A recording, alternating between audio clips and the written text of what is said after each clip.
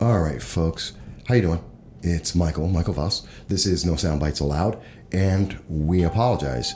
There was a crash in the system. Technology is like that sometimes, where we just had everything crash. Why is that like that? That's not supposed to be there. And we had our technology crash, and so that kind of threw everything off. And we apologize about that. But I'm still here with Vic Furman. We're still having a great conversation. We had to stop just because of the technology here, which really annoyed me. There it goes. And we had to try and reboot here. So I thank you for your patience.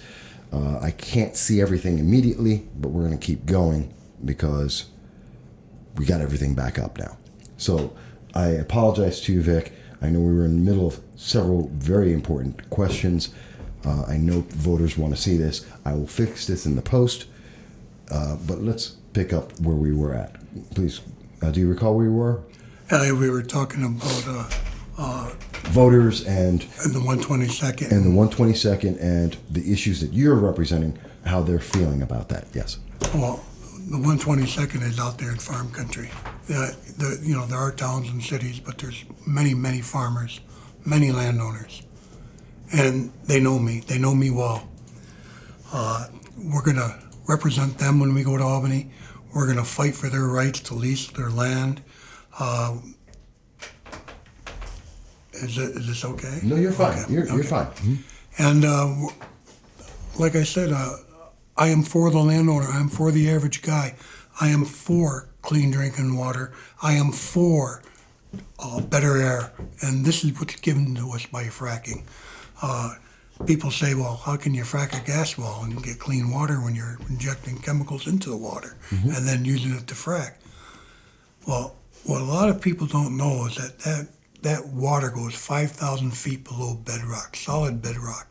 And any physicist will tell you it's impossible for it to travel back up to bedrock. Mm-hmm. The only way it can come up to the pipe that they put in there. And that's how it's going to come up. There is a disturbance when you go through the groundwater, just like when your next door neighbor puts in a new water well. There's the disturbance, you get a little bit of cloudy water, but it settles down after a day, sometimes two. I just had to re-drill my well last year, and I had a 70-foot well that went dry, went down 200 feet, and my son's well and my daughter's well went bad. But only with cloudy water, because you stir up the sediment when you go through it. Let me tell you about something that's really upsetting to me, and to Donald Trump, the media. Now, I love the media because without it, we wouldn't be discussing what we're discussing today. Right. Whether it's good or bad, the media does have a purpose, and it does get people to talk. But I am ashamed to say that the media in Broome County that spent 7 years bashing the natural gas issue here in their newspapers, did not cover a trial that was going on in Montrose, Pennsylvania this past February. Mm-hmm. The trial involved Ray Kemble and Craig Stevens and Bill Houston, all popular names, all employees of Mark Ruffalo's Food and Water Watch, all admitted in court that brown water jug was a lie they were carrying around, that they were being paid $7,000, between $5,000 to $7,000 a month to carry it. And Craig Stevens was even using it to sell personal water filtration systems for his business. So there was a motive there. It was money and water cleansing systems. It never got covered in the news. The news never covered the fact that Bill Houston claimed in a film that he put on TV or put on YouTube that gas company trucks were dumping fracking fluid on the cornfields, when in fact they were emptying a water truck. And he admitted in the court that it was a water truck, nothing but clean water going into a cornfield. This stuff never got picked up by the media. Right. In Albany, they still believe Josh Fox is a whistleblower. Mm-hmm. They believe that. Josh Fox has been beat down real bad by facts. The water well in Wyoming, the guy could light on fire. Oh, yeah, that was faked. We know that. Yeah, he was able to do that for years. Or the guy in Texas who lit his garden hose on fire actually filled that hose up with gas so it would light on fire. That all came out in the news. But This is the thing that twists me, and I think it twists a lot of people in New York State who are pro-gas drilling. Our governor made a decision based on lies, and now he's getting ready to make fracking illegal in New York. Why? Who the hell is Governor Cuomo to tell us what choice we have in energy? How can he put that out there unless it's a gulag, unless he's a commandant? How can he say our only choice is his energy?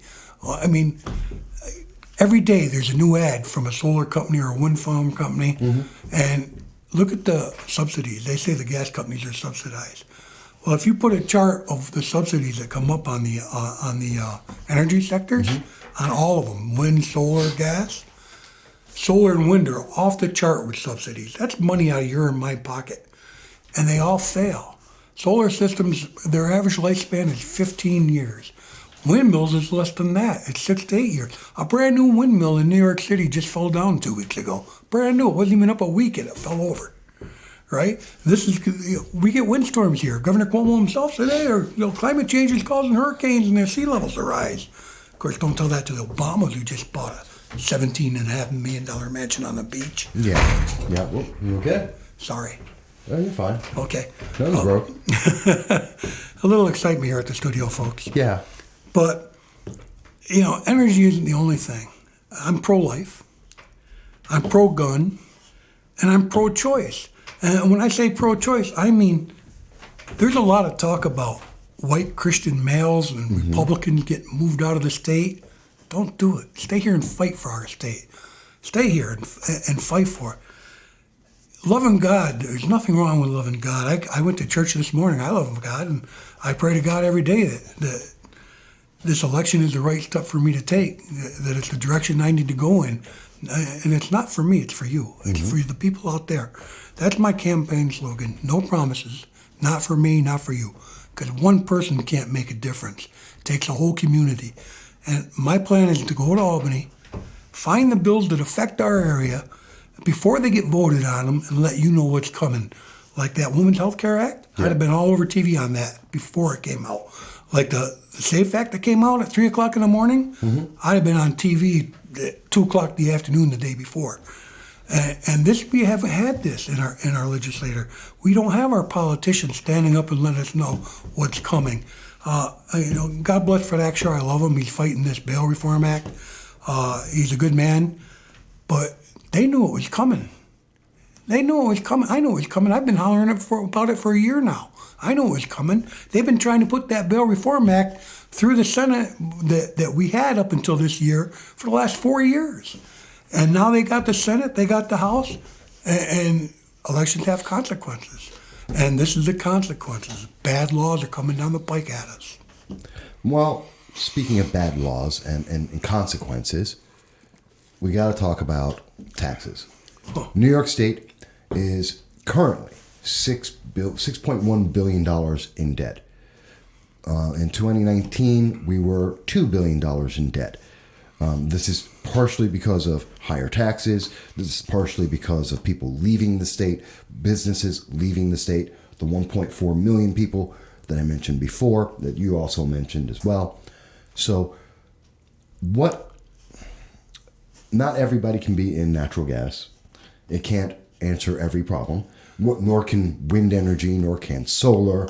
This isn't I know some of the more liberal-minded tend to think that, well, that's the answer to everything. Green energy, Green New Deal, it'll fix everything. Alexandria Ocasio-Cortez, just go green and we'll build, railroads to Hawaii. So let's come to reality. It doesn't answer everything. There are other issues we have to address to get those, to address. We're losing money, a lot of money, and we're spending even more money. How do you convince the rest of the assembly of this, apparently, this fact that they don't seem to understand? Starting with Donald Lapardo, going to everyone else, we are losing people, we're losing money, but we're spending more. How do we address that? You got to change the state of the state politics. You have to start in a small town, the supervisors in small town, and work yourself right up to Albany. You have to understand that the reason their taxes are going up is just what you said. And what did Governor Cuomo said when he was confronted about 1.4 million people leaving? Well, we'll just have to tax the people that are here a bit more. That's what his answer was to that, and he meant it. Governor Cuomo, he's going to put a 45-cent per tax on cigars this next budget. I mean, I don't care for smoking. I don't smoke, but that's a lot of that's a habit that he apparently approves of because he's going to allow marijuana to become a law. He thinks he could, by charging $45 an ounce tax, that he's going to save the state. But he's just going to use that for his other programs. We're not going to benefit from that. He is. That's assuming it brings in the money that it's supposed to bring in. Right. Well, it will bring in billions. It's been proven in the other states that legalize it. It's billion-dollar revenue. But here's the problem. We give tax breaks to corporations, 10-year tax break. They come here, they make their fortune, they leave. Right? I say, let's not tax corporations anything. Because if a corporation comes in here, bear with me. I mean, I see a look on your face. There's a couple things about it, but go ahead. Bear with me. I'm not saying let them come in here free like they did the Dicks up in Conklin. Okay. All right? But if we let companies come in here at a reasonable tax rate, maybe the lowest in the state or in the nation, right, at 7%, the growth will be phenomenal. The housing industry, everything, farming will shoot back up because you got to feed these people. And by being the highest tax state in the country with the lowest or with the highest energy cost, we're not bringing anybody in. Yesterday, Good Morning America or CBS This Morning, they interviewed people in Florida who were from New York and asked them why they left because Governor Cuomo put that out there that the legislature is looking into why people are leaving New York. Yeah, that's something I'm going to talk about later. Yeah. Right. Well, okay, here's why people are leaving New York, because they're being taxed like crazy. My house, I pay $7,000 a year taxes on. It only cost me, I built it myself. It only cost me $18,000. My neighbor's paying $36,000 a year on taxes. Why? Where's the service? We live out in the country. We don't have garbage. We don't have water. We don't have sewage. We pay for that ourselves. Why are we being taxed into bankruptcy? My tax payments are more than my mortgage payment. That's for a lot of people. That's for a lot of people in New York State. Let's look at this tax thing. Let's get people like, I hate to say like people like Donald Trump, but businessmen who know how to handle business and economics, and not politicians, because the politicians haven't done a good job. Like I said, no, Cuomo hasn't. Our taxes are through the roof. Our property taxes, the school taxes. There was another article just the other day where teachers are collecting $100,000 a year retirement checks. Yes. I worked 2 jobs and I didn't make $100,000 a year. I worked 2 full-time jobs to make sure my kids had a house and clothes on their back and new sneakers for gym. And I think there's a lot of parents out there that do that. And it's gotten to the point where something has to change because people don't get involved in their state anymore. They've been beaten so bad. And this is I hate to say this is any one party, so I won't. I'll let you use your imagination. But it's gotten so bad that people have lost their heart in this state. They don't want nothing to do. The only reason they're staying is because they got family here alive or family in the ground that they don't want to leave behind. That's my case. My wife is in the ground, or I'd be gone too. Except I don't want to leave. I did a while ago. I said before I'd leave if I could, but it's gotten so bad. I want to stay and change it. I want to be the change that we need. And I think I can do a great job for New York State. I have, my campaign promise, not for me, for you. I will let you know it's coming. I will stand up on the floor and call it out like it is. I spend a lot of time on legislation days. Last year I went to legislator day, and once again, I went into Fred Akshar's office, there was about 50 people in there. I said, Fred, he started talking about the $22 million in free tuition the governor gave to illegals. By the way, 750,000 illegals cost us $3.6 billion out of our budget last year. Okay? So there's half our budget debt right there. But I said, Fred, you're talking about $22 million. We got 750,000 illegals, and the whole conversation changed from the college to how many illegals we got in New York State. Right. Sanctified illegals. Yes. They get housing assistance, they get welfare, driver's licenses, and they can vote now. Yeah. It's not going to stop. And this isn't just Cuomo's plan. Think about this: 750,000 illegals get a driver's license in New York. Now they go to New Hampshire or they go to Iowa, wherever they want to go, they convert that driver's license to that state driver's license, and it spreads like a disease. It spreads like a disease. Good point. Hadn't thought about that part. That they can take that license to now another state. Yeah. And quite possibly get another driver's license. Oh, by the way, what do you need to get a gun permit? A driver's license. Yeah. They do a background check, but you got a driver's license and address, you might as well be an American. Essentially. Yeah. It's government recognition of who you are. Yeah. Right. It doesn't take much. And now, on applications, they can't ask you if you're illegal. I know. Which is ridiculous. Yeah. It was just a few years ago we fined employees for hiring illegals. Wasn't that long ago? Yeah, now if they're getting a driver's license, well, then they have to have insurance to be part of the law. So they have to, which means we're encouraging a business to work with illegal aliens, breaking the law. They have to have the job. And the argument was they're going to and from work. Well, if they're going to and from work, that means they had to get an illegal Social Security number to go and do that job because it's illegal for them to work. And let's not forget that there's a lot of crimes here. Let's not forget that a lot of that illegal benefit, the money that they're making, is going to fund terrorism. Last year, I think they sent $100 billion over to their own countries. And it funds terrorism. A lot of that money funds terrorism. There's a lot wrong. Well, we can't definitively say that. We know it's leaving the country and it's going to several countries. And yes, some of it could be. I just want to clarify that because we can't say all. I didn't say all. I did say some. No, you didn't. Right. But not everyone hears it the same way it's being said. Okay. Fair enough. So I'm just saying it again to clarify for people who may not have heard it or misheard it, that that's not the case. And so we're being very clear about that. So that's not against you. I'm just making that clarification for people.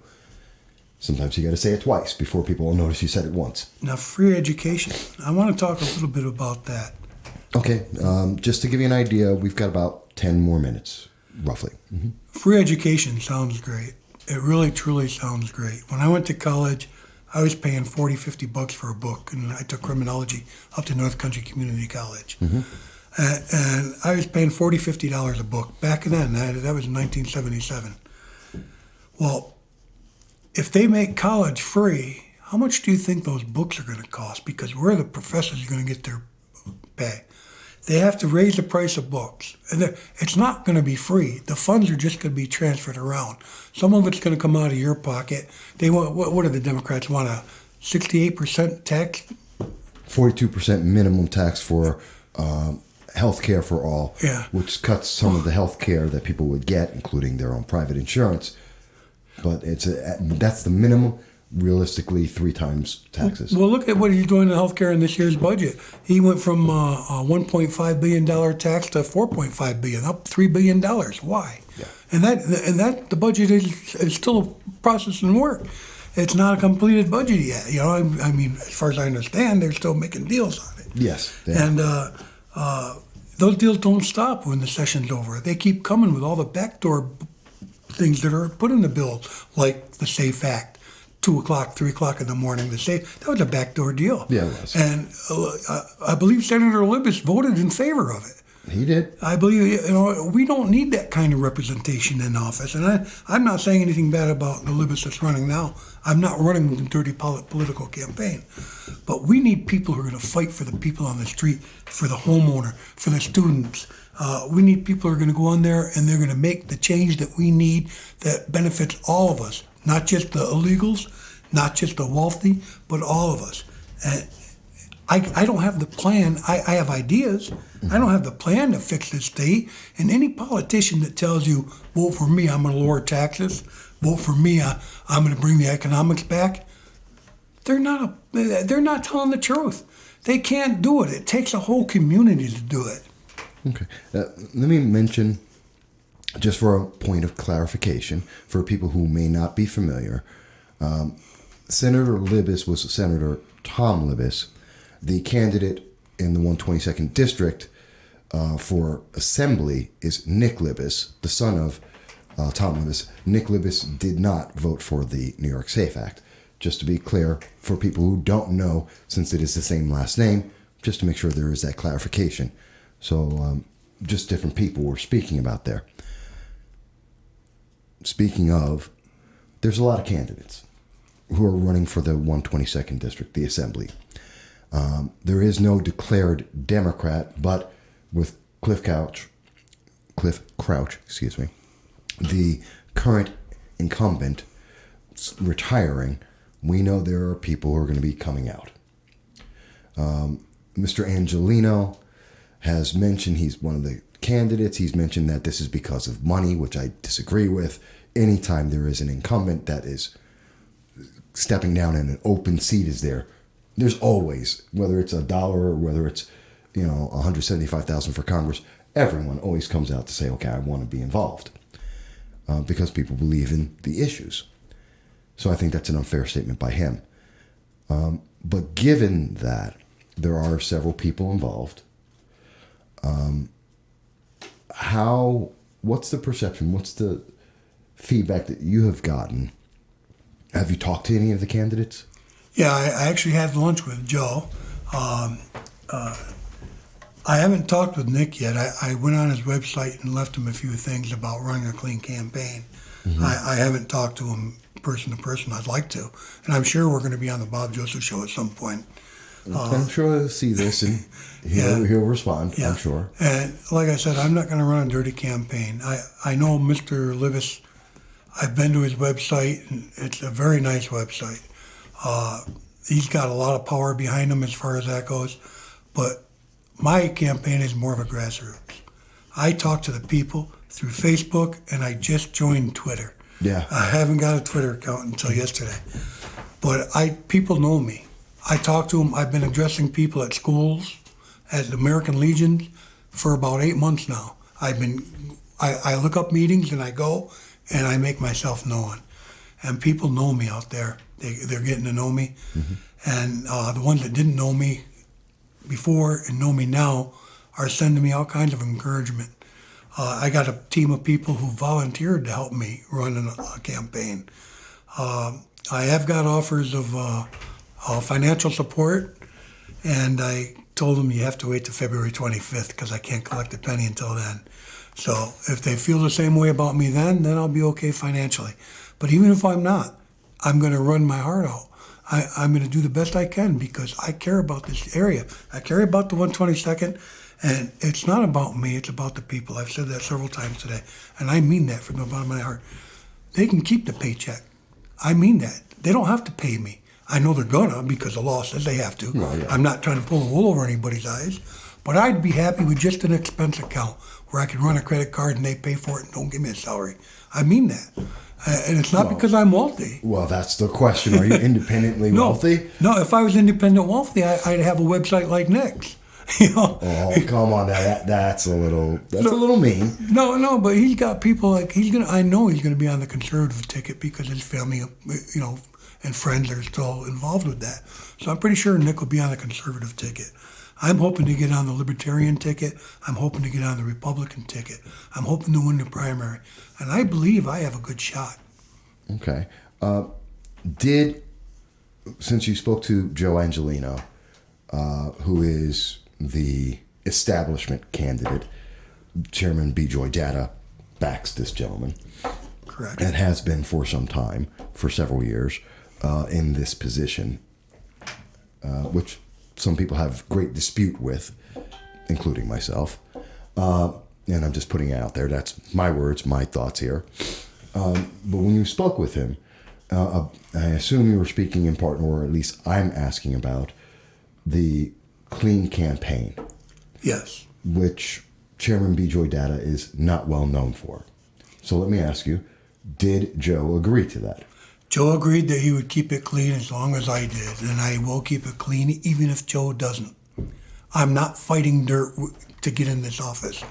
I'm fighting with my heart and my love for Jesus Christ. And people will say, well, wait a minute, Vic. Didn't you get pushed off a bar stool in Davies by Mayor Matt Ryan? Yes, you did. I don't know if people remember. I remember that, yes. But I was there meeting somebody, and I had a beer with him, and the meeting was over when that altercation took over. I meet with a lot of people in a lot of different bars because they don't, a lot of people don't know who you are. They don't want to invite you in their house, but they want to find out what you're representing. And back then I was representing landowners of New York Yes. for getting gas drilling. So I'd meet them someplace public, you know. A lot of times it would be women. I'm meeting one Monday morning at 10 o'clock at Davy's Last Chance Saloon. A woman who wants to interview me about my thoughts on the 122nd. And I think she said Bob Joseph might be there, which would be real interesting. That would be very interesting. Right? But with me, it's not about dirt, because everybody has dirt on them. And before we went on air, I gave you an example. I have dirt on myself. I got dirt on Libis. I got dirt on everybody. Everybody has dirt. Everybody. I've heard about most people's dirt in this district, but that's... Politics isn't where we should do our politics. laundry. Politics isn't where the laundry should be done. Politics is where the care and the concern of the people of the property should come into play, and that's how I'm going to win. I'm going to approach the people. Trump says drain the swamp. I don't want to drain it. I want to plug the hole and educate the people in New York City who think the energy that we have up here is going to kill their drinking supply. It's not true. Okay. Let me do this.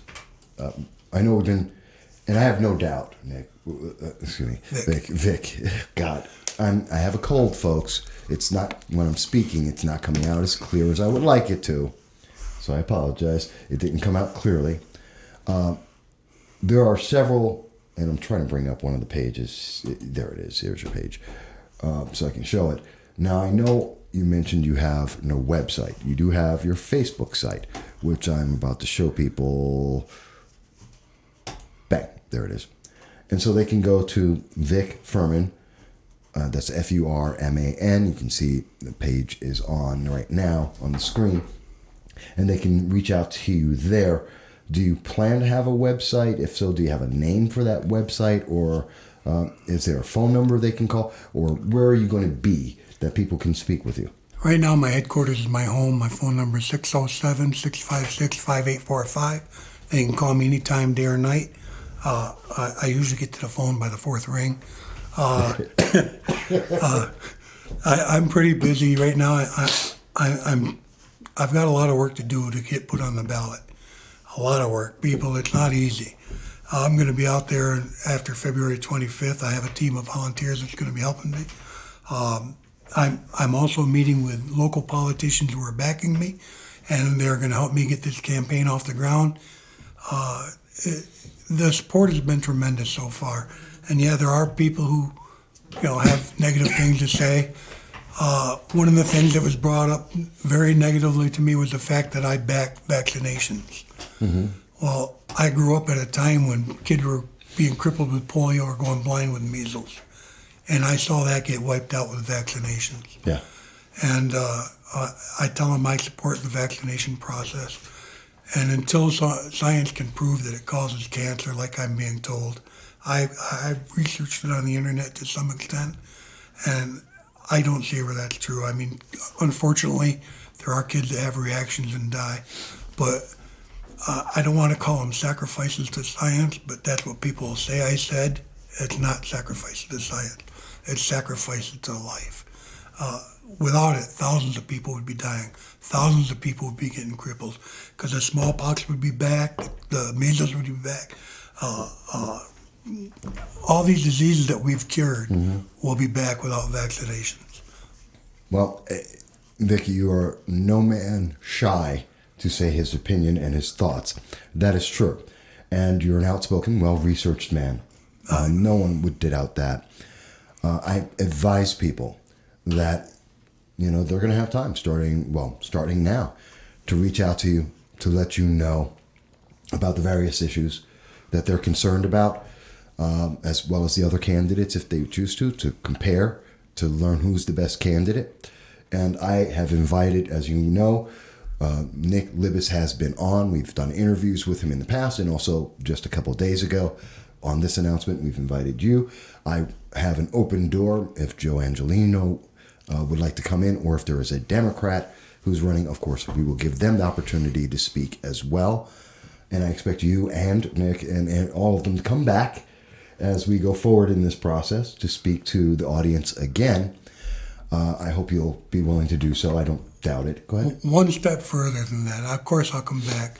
I really appreciate the opportunity to speak here today, but I'd like to take it one step further. If you're an organization that's listening to this, if you belong to a club, I don't care if you're Democrat, Republican, whatever, and you want to hear me speak, a greet and meet, so to speak, I'll be glad to come and do it anywhere, anytime, as long as it's in the 122nd or near it. I can't afford to travel all over the state. Understandable there, understandable. So there you have it, folks. The offer has been made, and you've heard it from the candidate himself. I want to be clear. We give everybody an opportunity. Whenever we speak to candidates, we always give them all a chance. But this is Vic Furman. We've been speaking with a candidate for the 122nd Assembly District. I've enjoyed it. It's a lot of information. Please watch it. Share this with others. We look forward to hearing your comments. You can always reach us at 607-242-1582. I say that again. That is 607-242-1582. Yes, I know it sounds like a computer, but you heard the numbers. You can also reach us on Facebook at Voss Political Commentary. You can go to YouTube at the No Soundbites Allowed and let us know your thoughts, your comments. I want to see what you have to think about it. And with that said, I do also apologize to you, Vic, and to the audience to say, I know there was a technical issue. We recovered from it as quickly as possible. I will try and fix that in post as best I can. But I do thank you all for checking out part 1, part 2. And with that, I'm going to take a little break. I'll come back later. But I do want to thank my guest, Vic Furman. And folks, I thank you. And we will be back very soon. Thank you, Mike. It's been a pleasure. Absolutely.